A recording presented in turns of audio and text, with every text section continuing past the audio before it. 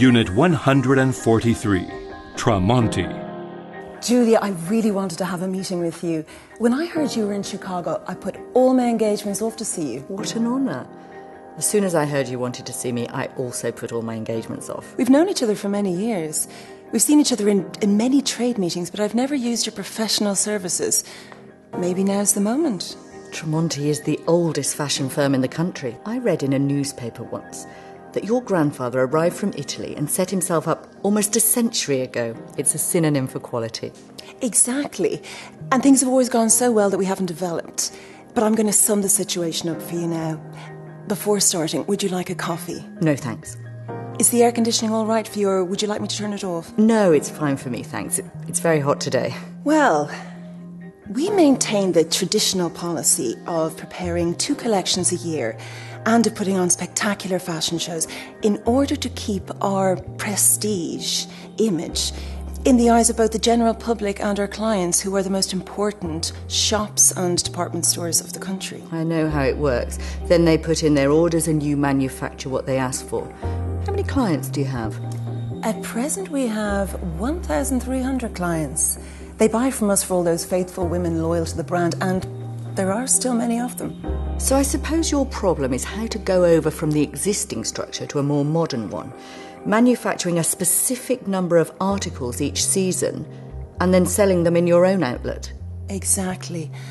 Our turnover hasn't been growing for several years, which is the same as dropping, because prices are rising and there are 3 new manufacturers who've opened 200 shops each in the past 10 years and are selling enormous quantities.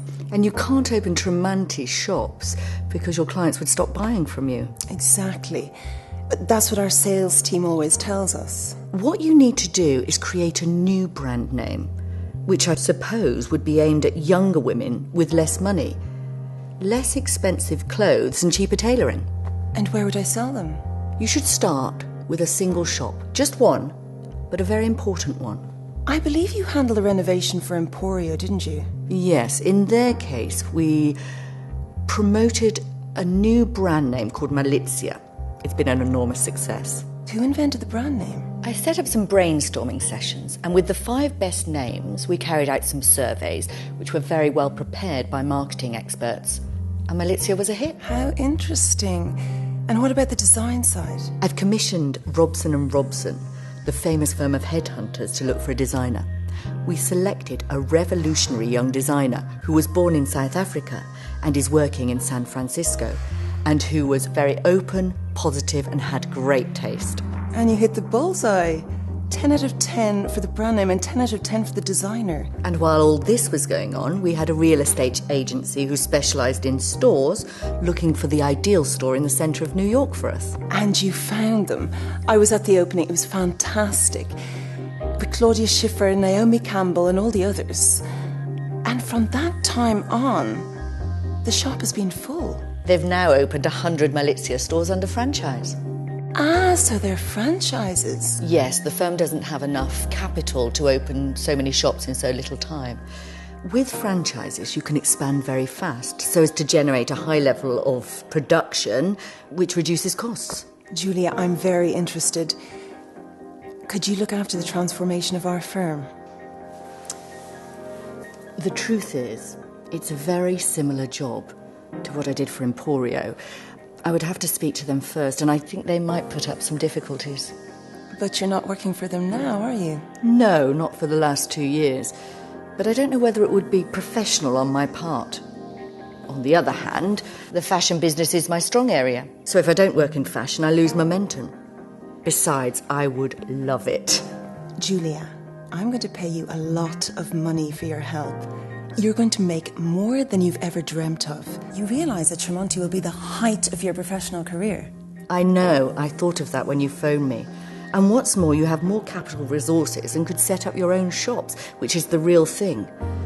You could keep the businesses more under control. It's perfect. I'm going to have a meeting with the shareholders. We'll draw up a draft contract. Don't go to speak to your previous clients until you've received our offer, okay? Okay, Laura, it sounds very interesting. When I get your offer, I'll phone you and we'll have another meeting. Now I must rush to the airport Do you know what day it is today?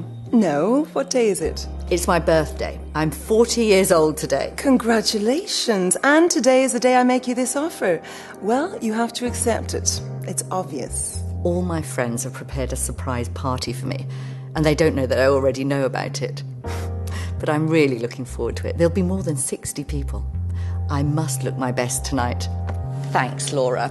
I've really enjoyed speaking to you about this. So have I. Have a great evening.